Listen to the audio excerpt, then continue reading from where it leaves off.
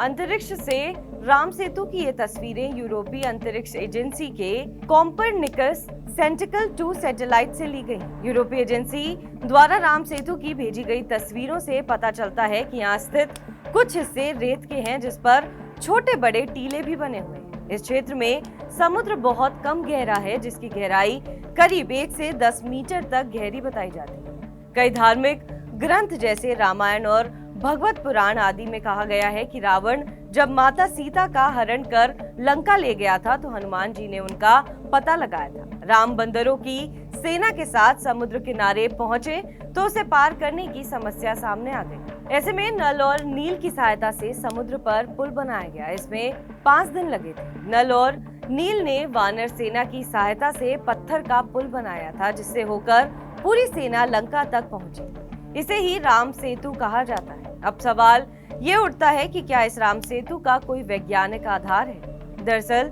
दक्षिण भारत में आज भी रामेश्वरम और श्रीलंका के बीच पूर्वोत्तर में मन्नार के मध्यम ऊंची उठी चट्टानों की एक सीरीज दिखती है। भारत में इन्हीं चट्टानों को राम सेतु के नाम से जाना जाता है। पूरी दुनिया में इसे एडम का पुल या एडम्स ब्रिज के नाम से भी जाना जाता है।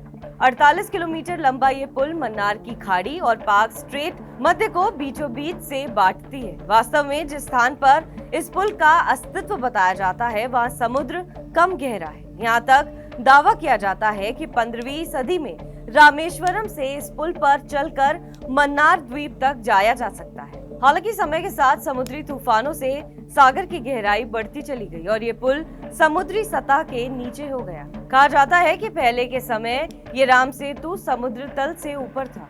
बताया जाता है कि धनुष कोडी से मन्नार द्वीप के पास के समुद्र तटों का इतिहास पता करने के लिए कार्बन डेटिंग भी की गई। इसमें सामने आया कि इसकी तारीख रामायण में बताई गई त्रेता युग की तारीख से मिलती है।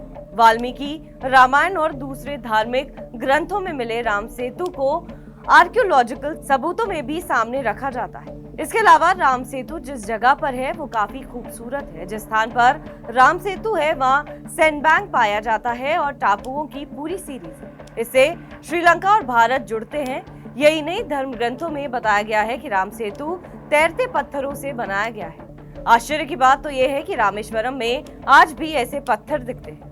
2017 में एक साइंस चैनल ने एक शो तैयार किया था। इस शो में एक बार फिर से राम सेतु के बारे में बड़ा दावा किया गया था। इस शो का नाम था एंशिएंट लैंड ब्रिज, जिसमें कहा जाता है कि श्रीलंका और भारत के बीच 50 किलोमीटर की एक लंबी रेखा चट्टानों के बीच बनी है। इसमें कहा गया है कि इन चट्टानों की उम्र 7000 साल है और ये बालू पर टिकी है। जिस बालू पर चट्टानें टिकी हैं वो भी 4000 साल पुरानी है।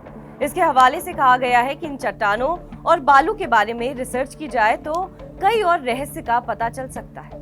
एक्सपर्ट्स बताते हैं कि स्पेस एजेंसी की तस्वीरों और दूसरे साक्ष्यों के आधार पर बात करें तो इस बात की पूरी संभावना है कि राम सेतु को इंसानों ने बनाया था। आर्कियोलॉजिस्ट और सदर्न यूनिवर्सिटी के टीचर चेल्सी रोज ने डाइचे वेले की एक रिपोर्ट का हवाला दिया है। इसमें कहा गया है कि रामकाल में श्रीलंका और भारत के बीच पुल काफी दूर दूर से लाए गए पत्थरों से बनाया गया था। इसके लिए पत्थरों को बालू के ऊपर एक सीरीज में रखा गया था। उन्होंने कहा था कि अगर ये पुल इंसानों ने बनाया था तो ये बहुत बड़ी उपलब्धि है।